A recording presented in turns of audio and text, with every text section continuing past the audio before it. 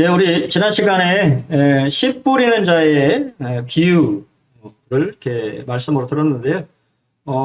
사실 씨 뿌리는 자의 비유는 씨 뿌리는 자의 비유라기보다는 밭의 비유라고 하는 것이 사실은 더 해석상 맞는 것 같아요. 그래서 말씀을 듣는 것으로 만족하지 말고 열매를 맺는 그리스도인이 되는 것이다라고 하는 것을 좀 말씀을 드렸어요. 그래서 좋은 땅의 마음은 착하고 좋은 마음으로 말씀을 듣고 인내로 지키어 결신하는 사람이다라고 말씀드렸고, 길가의 마음은 마귀가 그 마음에서 말씀을 빼앗아 가버린 그런 마음이고요. 돌짝밭의 마음은 실형을 당할 때 배반하는, 물러서는 그러한 자의 마음이고, 가시덤불의 마음은 이생의 염려나 재물, 또 향락의 기운이 막혀버린 그런 마음이라고 말씀드렸습니다.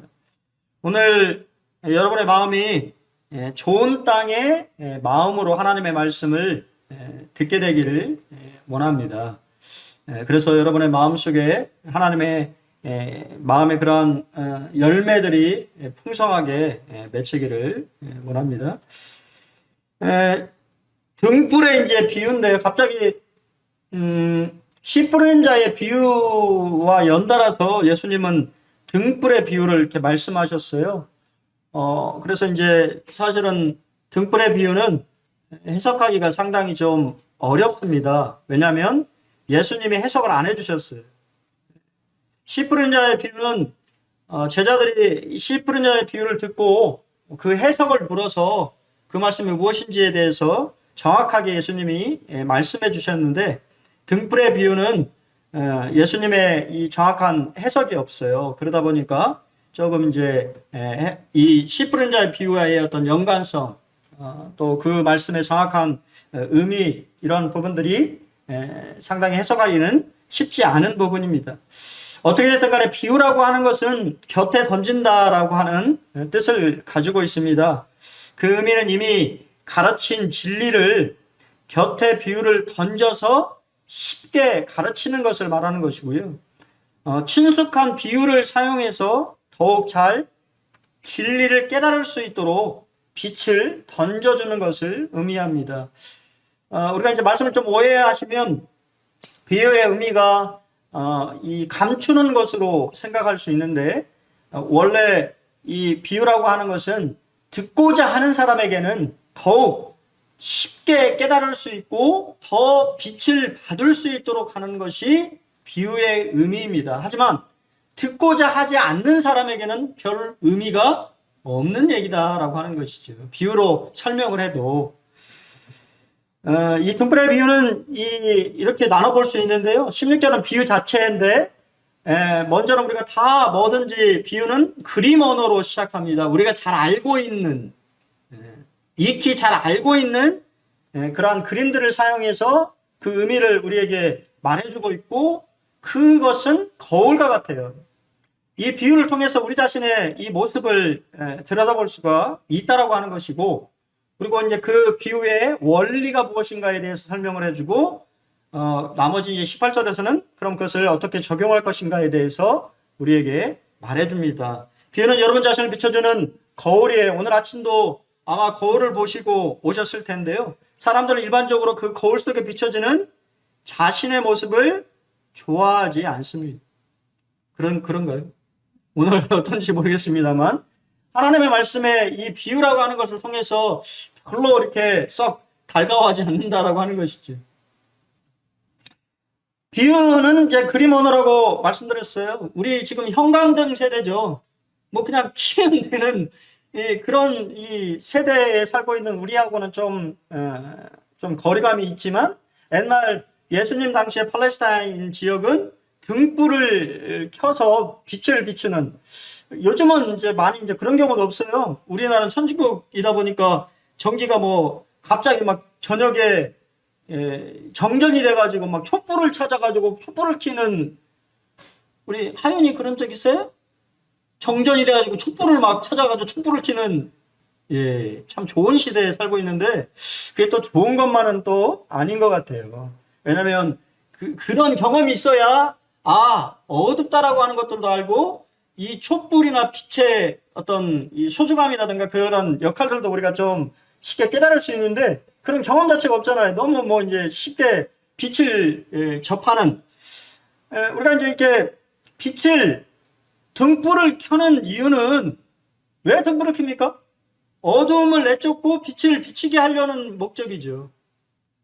등불을 켜가지고 그릇을 덮거나 평생 아래 두는 사람은 없다라고 하는 것이죠. 그러니까 당연한 얘기예요. 이 이야기를 듣고 있는 예수님이 지금 하고 있는 이 비유 얘기를 들으면서 사람들이 다 고개를 끄덕끄덕 했을 것입니다. 왜냐하면 당연한 얘기니까요. 그럼 등불은 뭘까요? 성경에서 요한복음 5장에 보면 침례 요한에 대해서 예수님이 요한은 켜서 비추이는 등불이라고 말씀하셨어요. 사람들이 그 빛을 잠시 동안은 즐거워했습니다. 하지만 우리가 잘 아는 대로 침례 요한은 헤롯에 의해서 목베임을 순교하는 그때도 말씀드렸습니다만 어느 누구도 그거에 대해서 반발하거나 반대하거나 하는 사람이 없었다라고 하는 것을 우리는 보게 됩니다. 침례 요한이 등불이었다라고 한다면 예수 믿는 우리 모두 또한 등불이라고 하는 것이죠. 두 번째 베드로후서 1장 19절로 21절에 보면 성경이 비추이는 등불이라고 말씀해 주십니다. 또 우리에게는 더 확실한 예언이 있어 어두운 데를 비추는 등불과 같다라고 말하고 있습니다. 성경의 모든 예언은 사람들의 마음의 빛을 비춰주는 등불과 같습니다. 그렇죠? 요한계시록 21장 23절에서는 어린 양 대신 그분이 등불이 되신다라고 말해주고 있고 요한계시록 22장 5절에 새하늘과 새 땅에서는 이제는 등불이 필요 없는 것이죠. 하나님 그분 자체가 참빛이고 비추이는 빛이시기 때문에 더 이상 인위적인 등불이라든가 뭔가 비춰줘야 되는 도구 자체가 필요하지 않다라고 하는 것을 말해주고 있습니다. 그럼 등불은 뭘까요? 등불은 하나님의 말씀을 전하는 또 비추어주는 사람들, 성도들 또한 참빛인 하나님과 예수 그리스도를 의미하는 것입니다. 이것에 대해서 좀 우리가 이해하기 쉽기 위해서 마태복음에는 분명히 이거에 대해서 얘기를 하고 있어요. 너희는 세상의 빛이라 산 위에 있는 동네가 숨겨지지 못할 것이요. 빛은 숨겨질 수가 없습니다. 그렇지요. 빛은 그냥 비치기는 거기 때문에 드러나게 되어 있다라고 하는 것에 특징이 있습니다. 근데 사람들은 어떻게 하냐면 등불을 켜가지고 말 아래 두거나 등경이에 두지 않고 그냥 감춰버리는 그런 경우가 너무 이렇게 당연하지 않은 일을 한다라고 하는 것입니다. 하나님께서 원하시는 건 무엇이에요? 그 빛이 집안에 있는 모든 사람에게 빛의 역할로 비춰지기를 원한다라고 하는 것입니다. 워런 이어스비 목사님은 이렇게 말했습니다. 당신이 그리스도인이 된 것은 누군가 당신에게 마음을 써주었기 때문이다. 이제 당신 차례다. 여러분이 구원받게 된 것은 누군가에게 여러분에게 빛을 비춰주었기 때문입니다. 기독교의 빛, 예수의 빛을 비추어 주었기 때문에 그들의 마음속에 호감이 생기고 교회 한번 와볼까? 하나님의 말씀 한번 들어볼까? 라고 하는 그러한 마음들이 생겨서 교회에 오게 되고 말씀을 듣게 되고 구원받게 되는 역사가 일어난다라고 하는 것입니다. 이제 여러분이 여러분 주위에 있는 누군가에게 그러한 빛을 비추어줘야 될 차례라고 하는 것입니다. 윌리엄 맥도날드님은 이 말씀에 대해서 이렇게 경고하고 있습니다. 먼저 그들은 그것을 그릇으로 덮지 말아야 한다. 등불을 말 아래 둔다는 것은 장사에 분주하여 자신의 간증을 흐리게 하거나 잊어지게 하는 것을 가르칠 수 있다라고 말합니다. 이 말이라고 하는 것이 이 기름을 의미하는데 32리터 정도의 기름을 장사에 쓰는 의미예요. 우리 말로, 그렇죠? 기름을 말로 띠잖아요. 세상적인 것에 관심이 빠져서 정말 중요한 것을 놓쳐버리는 사람들은 바로 그릇으로 빛을 가려버리는 사람이라고 경고하고 있습니다. 두 번째는 제자들은 등불을 평상 침대 아래 옮겨두지 말아야. 이거 너무 말이 안 되는 얘기죠. 평상은 휴식과 안락과 게으름과 방종을 말해준다고 이야기합니다. 어디다 둬야 돼요? 등경 위에다 둬서 그 빛이 집안에 있는 모든 사람이 볼 수 있도록 하는 것이 바로 등불의 역할이라고 하는 것입니다. 즉 모든 사람이 볼 수 있도록 진리를 실천하고 전파해야 된다라고 우리에게 경고하고 있습니다. 그럼 빛의 원리는 뭘까요? 빛은 어두움을 비춰주는 것입니다. 어두운 숨겨져 있는 것을 드러나게 하는 것이 빛의 역할이에요. 숨은 것이 장차 드러나지 않을 것이 없고 감추인 것이 장차 알려지고 나타나지 않을 것이 없다고 하는 것이 빛의 원리입니다. 감출 수 있는 것이 없습니다. 제가 들어온 후 사람들은 감출 것이 생겼어요. 의복이 왜 생겼습니까? 감추기 위해서 생긴 거예요. 그렇죠? 원래는 벌거벗었잖아요. 벌거벗어도 부끄러운 줄을 모르는 무죄한 상태였습니다. 하지만 하나님 앞에 범죄함으로 말미암아 사람은 감추기 시작했어요. 그것이 바로 의복이 발달한 것이. 몰래 죄를 지은 후 최선을 다해서 감추는 것이 인간의 본성입니다. 감출 수 있다고 생각해요. 이것을 우리가 너무도 우리 아이들을 통해서 배우지 않습니까? 아이들이 뭔가를 잘못을 하거나 뭔가를 깨뜨리거나 하면 그냥 얘기하면 되는데 혼날까봐 감추기 시작하지. 알려줬던가요? 잘 감춰라. 들키지 않게 잘 감춰야 된다라고 가르쳐준 부모 없잖아요. 정직하게 얘기하면 그냥 용서할 텐데 그것을 아이들은 모르는 것이지. 그게 바로 제 본성이고 제 습성이고 우리는 죄로부터 자유롭게 됐기 때문에 이제는 감출 수 없다라고 하는 것을 인정해야 된다라고 하는 것이죠. 누가복음 12장 2절에서 감추인 것이 드러나지 않을 것이 없고 숨긴 것이 알려지지 않을 것이 없다라고 동일하게 말씀하셨고, 고린도후서 전서 4장 5절에서도 그러므로 때가 이르기 전 곧 주께서 오시기까지 아무것도 판단하지 말라. 그가 어둠에 감추인 것들을 드러내고 마음의 뜻을 나타내시리니 그때 각 사람에게 하나님으로부터 칭찬이 있으리라. 그래서 빌 하이벨즈라고 하는 그 유명한 그 목사님은 성품에 대해서 뭐라고 얘기했냐면 감추지 않는 것이라고 얘기했습니다. 우리가 감출 수 있다고 생각하는 것이지요. 그리고 그럴싸하게 포장하는데 하나님 앞에 빛이 비추이면 감출 수가 없는 것입니다. 그것을 인정하면 편한 것이에요.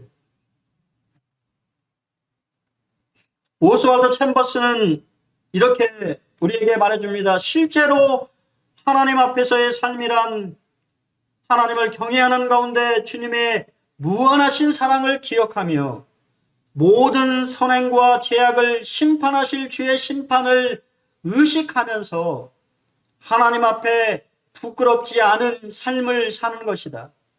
즉 예수님의 영광과 그분의 나라를 위해서 숨은 일을 버리는 삶이 그리스도인의 삶이라 하겠다. 저는 여기서 참 이 부분이 마음에 들었습니다. 죄인의 삶은 숨기는 삶인데 그리스도인의 삶은 숨기는 삶을 버리는 삶이다라고 하는 것이에요. 그래서 자백하기를 원하시잖아요. 잘못을 했으면 그냥 자백하시면 되는 것입니다. 하나님 내가 이렇게 잘못했습니다.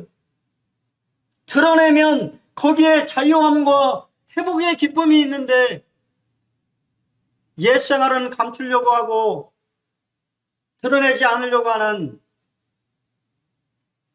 그러한 모습들은 빛의 삶이 아니라고 하는 것입니다. 윌리엄 맥도날드님은 만일 우리가 사업이나 게으름으로 인해 메시지가 제한을 받게 한다면 우리의 경솔함과 과실이 드러날 것입니다. 진리를 숨긴 것이 드러날 것이며 진리를 비밀로 감추어둔 것이 알려질 것이다 라고 우리에게 경고하고 있습니다. 여러분, 빛의 역할은 어두움에 그냥 비치면 되는 것입니다. 내 자신에 있는 모습 그대로를 감추는 것이 아니라 드러냄으로. 그래서 제가 몇 번 드리는 말씀입니다만 뉴질랜드에 제가 있을 때, 제가 96년도에 뉴질랜드에 있을 때 부흥하는 교회 중에 한 교회가 어떤 교회냐면 한 달에 한 번은 전 성도들이 회개하는 교회였어요. 장로로부터 시작해서 목회자로부터 시작해서 모든 회중에게 죄를 고백합니다. 저는 이런 죄를 지었습니다. 회개합니다. 성도들에게도 용서를 구합니다. 그게 끝나는 것이 아니에요. 뒤이어서 모든 성도들이 돌아가면서 죄를 회개합니다. 공개적으로 잘못을 고백하는 그런 교회였어요. 근데 그 교회는요, 여러분, 교회가 건물이 아닙니다. 고등학교 체육관에서 모이는 교회였어요. 5시에 성도들이 와서 예배당에 의자를 세팅하고 예배가 끝나면 다시 모든 의자와 기구를 다시 원위치 시켜야 되는 그런 교회였어요. 자신의 것을 드러내는 그 교회가 부흥하고 있었습니다.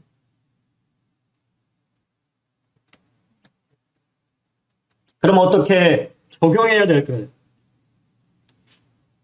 예수님은요, 적용을 이렇게 말씀하시면서 갑자기 이상한 얘기를 하십니다. 그러므로 스스로 삼가라. 너희가 어떻게 듣고 있는가? 이게 헬라어 원문은 이렇게 되어 있습니다. 너희가 스스로 한번 삼가봐라. 삼가다라는 말은 한번 네가 듣고 있는 것을 보라는 것입니다. 관찰해보고 점검해보고 내가 지금 하나님의 말씀을 어떻게 듣고 있는지를 CCTV를 돌려보는 것처럼 한번 보라는 것입니다. 여러분은 하나님의 말씀을 어떻게 듣고 읽고 받아들이고 있으니 그것을 한번 되돌아보라고 하는 것이에요. 이것이 바로 적용이에요. 연구 결과에 의하면 사람이 듣는데 4가지 유형이 있다고 얘기합니다. 첫 번째는 17%의 사람들이 이렇게 듣는데요. 판단하며 듣는 사람. 누군가 이야기하면 그 말에 대해서 벌써 판단하고 있어요. 미리 선입견을 가지고 듣기 때문에 그의 말에 그 듣는 것은 듣는 것이 아니고 비판과 비난과 부정적으로 듣는 것입니다. 그건 듣는 것이 아니죠. 26%는 질문하며 듣는 사람입니다. 아마 기자 같은 사람들이겠죠. 기자. 상대방에게 계속해서 많은 질문을 던지면서 듣습니다. 그러니 질문을 생각해야 되니 이 사람이 무슨 말을 하는지를 듣겠습니까? 듣기는 듣지만 듣지 않는 것이지. 35%. 이게 제가 이렇게 말씀을 준비하면서 좀 제가 35%, 뭐 다른 데도 속하지만 35%에 더 많이 속하더라고요. 보통 한 35%의 사람들은 조언을 하며 듣는 사람이에요. 상대방이 원하지도 필요하지도 않는 조언을 하며 듣습니다. 아, 이 사람한테 무슨 조언을 해줄까 생각하기 때문에 듣는 걸까요? 듣는 게 아니죠. 제대로 듣고 있지 않은 것입니다. 그러면 가장 잘 듣는 사람은 어떤 사람이냐? 22, 근데 놀랍더라고요. 연구 결과에 잘 듣는 사람이 20%라네요. 나도 이런 사람이 돼야 될 텐데. 감정이입하며 듣는 사람. 우리 형제님들이 참 이걸 저도 참 못하는 것 같아요. 우리 자매님들이 원하는 스타일. 감정이입하며 듣는 것. 어떤 이야기를 하면 아, 그랬구나. 아이고, 그랬어. 이렇게 우리 애로자매님, 우리 돈영자 그렇게 쳤죠? 예. 고개를 끄덕하시는.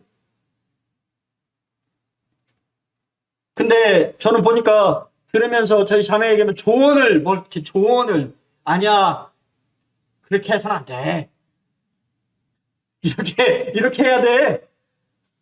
말하려고 하는 그런 습성이 있더라고요, 제가 보니까. 근데 그걸 원하는 게 아니잖아요. 그렇죠? 우리 자매님들이 우리 형제님들한테 어떤 이야기를 할 때 해결책을 원하는 것이 아니잖아요. 그냥 내 말 좀 들어줘. 그런 말인데 우리 잘 못 듣을 때가 참 많이 있습니다. 감정을 이입하며 듣는 사람이 정말 잘 듣는 청자라고 하는 것입니다. 상대방이 하는 이야기의 내용뿐만 아니라 그 사람의 기분까지도 알아채면서 듣는 사람, 공감해서 듣는 사람, 바로 그 사람이 가장 잘 듣는 사람이라고 하는 것입니다. 여러분이 하나님의 말씀을 들을 때 그 말씀을 감정이입하시면서 예수님이 왜 이렇게 말씀하셨을까 생각하시면서 들으시면 잘 듣는 사람이라고 하는 것입니다. 이청득심이라고 하는 말이 있더라고요. 사자성어에. 들음으로써 마음을 얻는다. 너무 멋진 말이에요. 듣기만 해도 그 사람의 마음을 얻을 수 있다고 하면 얼마나 놀랍습니까? 여러분이 그런 사람이 되기를 원합니다. 여러분이 듣기만 하면서 그 사람의 마음을 얻을 수 있다고 하면 얼마나 잘 듣는 사람이겠어요. G.H. 랑은 이렇게 말하고 있습니다. 제자들은 깨닫고 믿고 순종하려는 마음으로 경청했으나 나머지 사람들은 무관심하거나 단순한 호기심만 있거나 혹은 단호히 배척하는 마음으로 하나님의 말씀을 들었다고 이야기합니다. 전자에게는 보다 많은 지식이 주어질 것이며 후자는 그들이 가진 것으로 인 지식마저도 빼앗길 것이라고 하는 경고가 주어집니다. 여러분 어떻게 하나님의 말씀을 지금 듣고 있습니까? 매 주일날 들려지는 말씀이구나 하고 듣고 있습니까? 아니면 정말 나에게 뭐라고 말씀하시고 내가 그 말씀을 믿고 어떻게 그 말씀에 순종해야 될까라고 듣고 있습니다. 성경은 듣는 것을 중요하게 생각하고 있어요. 구약에 약 35번이나 들어야 된다라고 우리에게 말하고 있습니다. 근데 듣는다라고 하는 건 쉐마죠. 쉐마는 행하기 위해서 듣는 것입니다. 그냥 듣고 그치는 것은 듣는 것이 아니에요. 여러분이 하나님의 음성을 들었다고 하면 그 말씀을 행하는 데까지 이뤘을 때 잘 들은 것입니다. 듣고 오늘 교회 돌아가서 여러분의 삶에 아무런 변화가 없고 아무런 순종함이 없다라고 하면 그것은 들은 것이 아닙니다. 듣는다라고 하는 것은 그런 거예요. 하지만 이스라엘 백성들을 잘 들었을까요? 아니요. 그들은 잘 못 들었습니다. 광야에서 삶의 무리바와 광야의 맞사는 어느 곳입니까? 무리바는 다툼이라고 하는 뜻을 가진 것이에요. 하나님께 다툰 것입니다. 맞사는 시험하다라는 뜻이에요. 하나님의 돌보심과 인도하심을 의심하며 믿지 않았습니다. 그리고는 그들의 마음은 완악했다고 우리에게 말해주고 있습니다. 근데 여기서 그치나요? 아니요. 성경의 히브리서에 동일하게 성령께서는 동일한 말씀을 우리에게 경고하십니다. 오늘 너희가 그의 음성을 듣거든 광야에서 시험하는 날에 거역했던 불순종했던 이스라엘 백성들 같이 듣지 말고 너희 마음을 딱딱하게 하지 말고 좋은 마음으로 착하고 좋은 마음으로 하나님의 말씀을 듣고 지키어 결실해야 하는 그러한 사람들이 되어야 된다라고 우리에게 말해주고 있습니다. 여기서 그치나요? 아니요. 4장에서 동일하게 또 듣는 것에 대해서 말하고 있습니다. 우리는 두려워할지니 그의 안식에 들어갈 약속이 남아 있을지라도 너희 중에 혹 이르지 못할 자가 있을까 염려함이라. 그들과 같이 우리도 복음을 전함을 받은 자이나 들은 바 그 말씀이 그들에게 유익하지 못한 것은 듣는 자가 어떻게 해요? 믿음과 결부하지 아니하기 때문에 유익이 없는 것입니다. 이것은 오해하시면 안 돼요. 구원에 대한 말씀이 아닙니다.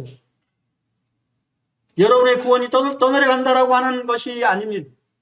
이거는 매일의 삶 속에 안식을 말하는 것이에요. 승리의 삶, 여러분의 삶에 샬롬이 이루어지는 평안함이 있는 어떠한 환경이나 상황이나 상관없이 우리 주님으로 말미암아 승리하는 삶의 평안함, 그러한 안식에 이르지 못하는 것입니다. 여러분, 그 당시에 독자들은 유대인들이었습니다. 유대인 그리스도인들이었어요. 박해가 엄청 심했습니다. 그래서 그들 마음속에 다시 유대교로 돌아갈까라고 하는 생각들이 유혹으로 자리 잡았어요. 우리는 어떻습니까? 세상으로 돌아가 버릴까? 그러한 생각들을 하고 있지는 않습니다. 여러분, 그럴 때마다 우리는 하나님의 말씀을 믿음으로 들으셔야 돼요. 여러분의 믿음으로 결부해서 나아가셔야 됩니다. 그럼 하나님은 여러분에게 안식을 주실 거예요. 평안함을 주실 것입니다. 승리의 단맛을 맛보게 하실 것이에요. 존 메가더 목사님은 이 말씀에 대해서 이렇게 설교하셨어요. 들을 귀 있는 자는 복음을 위해 듣는 자입니다. 두 번째, 들을 귀 있는 자는 진짜처럼 듣는 자입니다. 세 번째, 들을 귀 있는 자는 결실을 맺으며 듣는 자입니다. 네 번째, 들을 귀 있는 자는 순종하며 듣는 자입니다. 여러분, 들을 귀가 있습니까? 여러분이 하나님의 말씀을 들으면서 정말 하나님의 말씀에 이 복음을 전하기 위해서 듣고 있습니까? 아니면 정말 그 말씀을 하나님의 음성으로 진짜처럼 듣고 있습니까? 아니면 지식을 쌓기 위해서 듣고 있습니까? 내 삶에서 하나님의 말씀으로 인하여서 열매가 맺히고 결실하고 있습니까? 주님의 성품이 내 마음속에 인격으로 드러나고 있습니다. 여러분, 그런 것들이 드러나고 있지 않다면 여러분 듣고 있는 것이 아니라고 하는 거예요. 왜 들어야 됩니까? 왜 들어야 됩니까? 바로 영적 원리가 담겨 있기 때문이에요. 이 세상은요, 우리 민주정부죠. 잘 아시는 것처럼 마르크스의 사회주의라고 하는 것이 원래 어디서 온지 아십니까? 성경에서 온 거잖아요. 모든 사람이 공평한 삶. 그렇죠? 근데 그게 이루어지던가요? 이루어질 수가 없어요. 왜 이루어질 수 없습니까? 죄 때문에 이루어질 수가 없어요. 욕심이 잉태한 즉 죄를 낳고 다 자기 배를 채우기에 바쁜데 그게 이루어지겠어요? 안 이루어지는 것이잖아요. 그래서 이 사회는 어떻게 하면 골고루 나눌까에 대해서 고민하는 것이 이런 정부의 역할이고 그러한 민주정부의 역할이잖아요. 성경도 그럴까요? 천만의 말씀입니다. 빛에 대해서는 전혀 그렇게 말하고 있잖아요. 빈익빈 부익부일 것이다 라고 하는 것이 성경의 원칙입니다. 그러므로 너희가 어떻게 들을까 스스로 삼가라. 왜 듣는 거에 대해서 여러분이 스스로 삼가하고 조심해야 되냐면, 살펴봐야 되냐면 영적인 빈익빈 부익부이기 때문이에요. 누구든지 있는 자는 뭐라고요? 더 받는 것입니다. 이게 원칙이에요. 근데 없는 자는 중요합니다. 없는 자 뭐라고 얘기했어요? 있다라고 생각하는 거예요. 있는 줄로 아는 것까지도 빼앗긴다고 성경은 경고합니다. 없는 것입니다. 여러분이 오늘 하나님의 말씀을 어떻게 듣느냐? 어떤 분은 더 받을 것입니다.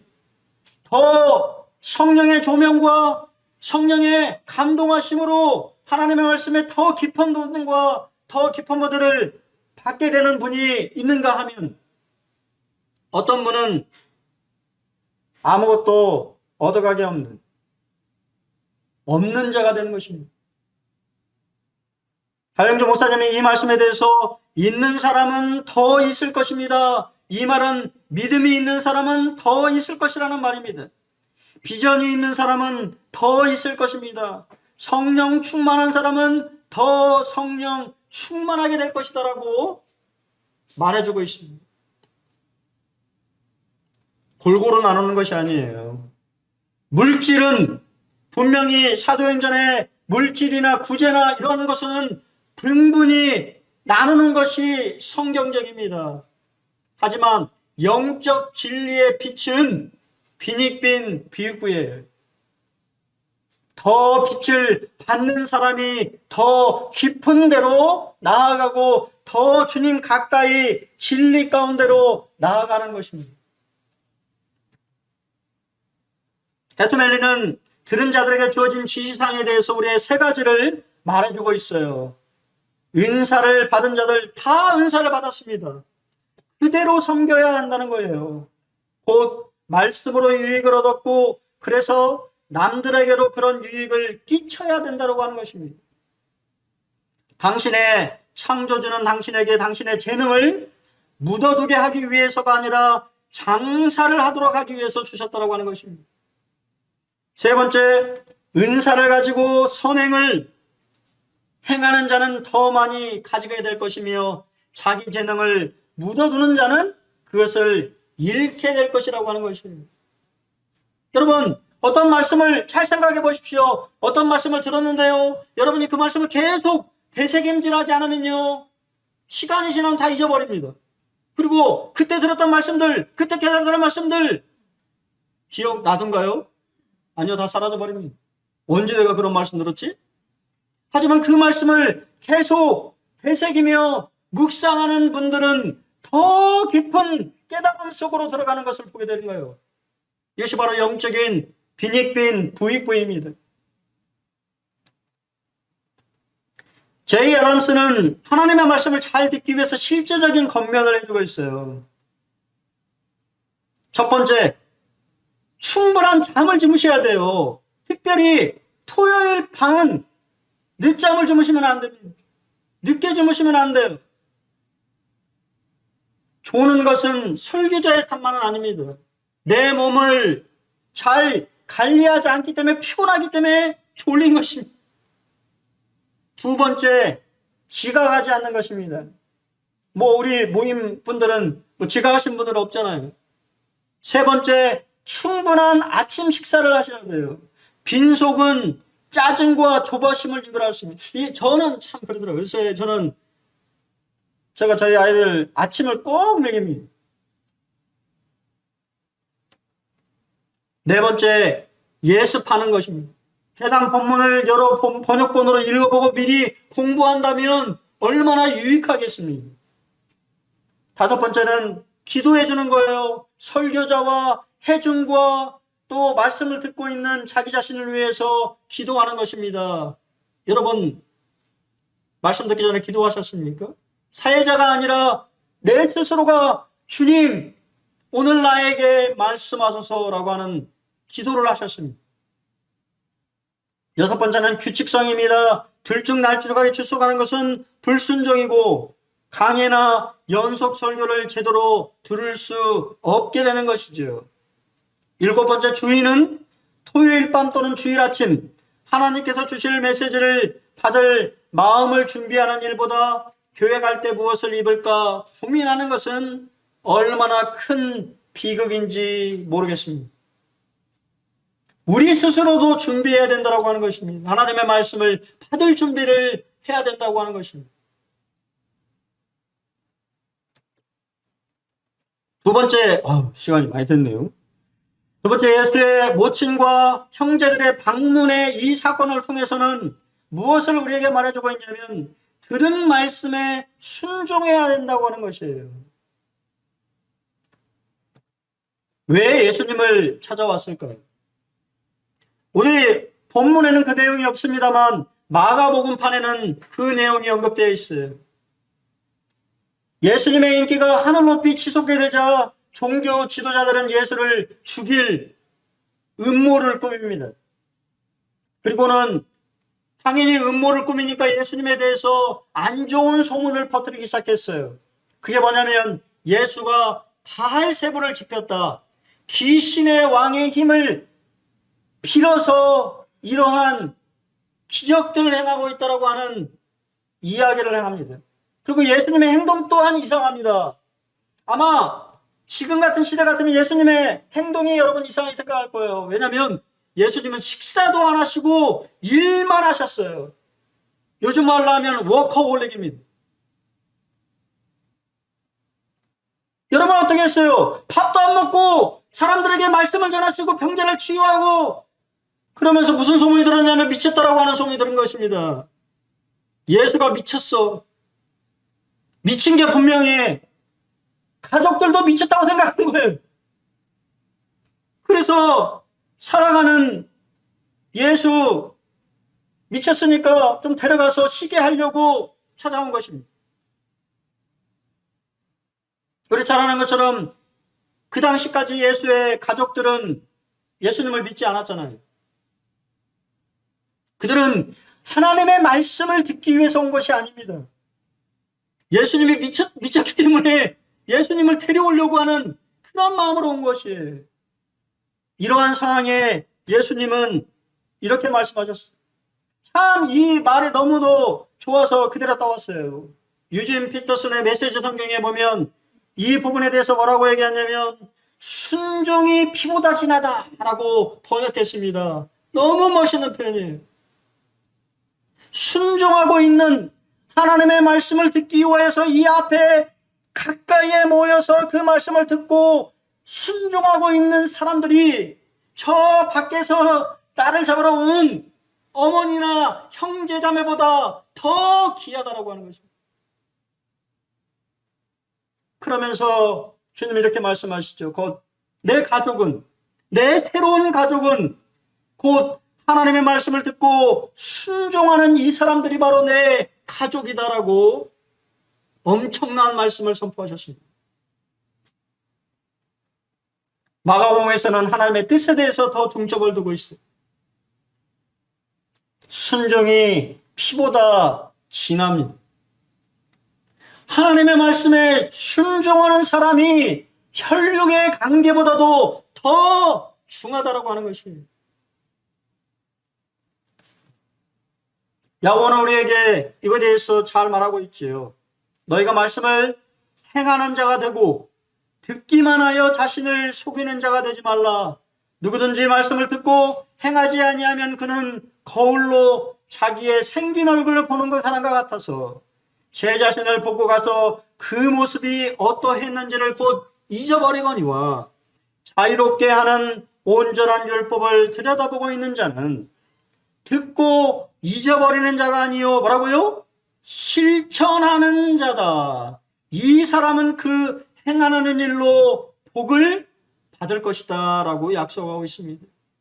말씀을 듣고 잊어버리는 사람이 복된 사람이 아니고 말씀을 듣고 그 말씀에 순종하여서 행하는 그 사람이 복된 사람입니다. 여러분이 그러한 사람이 되시기를 바랍니다.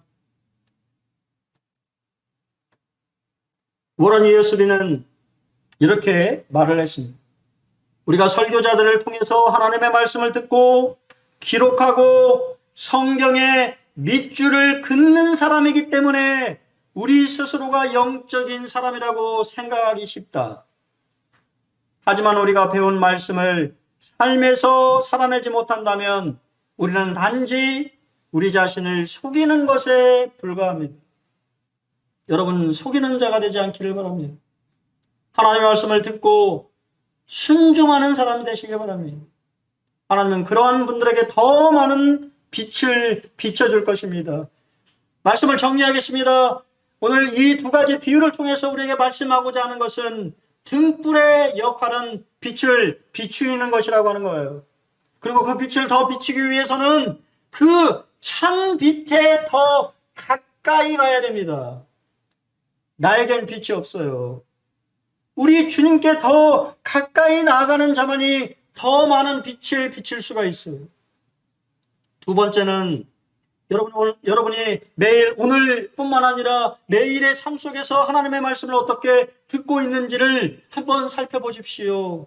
나는 말씀을 어떻게 듣고 있는지. 사무엘처럼 이사야처럼 주여 나에게 말씀하옵소서. 주의 종이 듣겠나이다. 그런 마음으로 여러분 하나님의 말씀을 듣고 있습니까? 아니면 그냥 읽어야 되니까 그냥 듣고 있습니다. 그렇게 들어서는 안 된다고 하는 것입니다.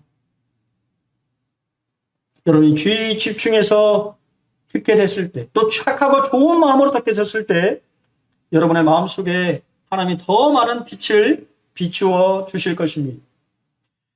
예, 참 힘든 시대를 살아가고 있습니다. 우리가 더욱 주님의 빛의 역할들을 잘 감당하는 그런 한 주가 되기를 기도하고 소원하겠습니다. 네, 감사합니다.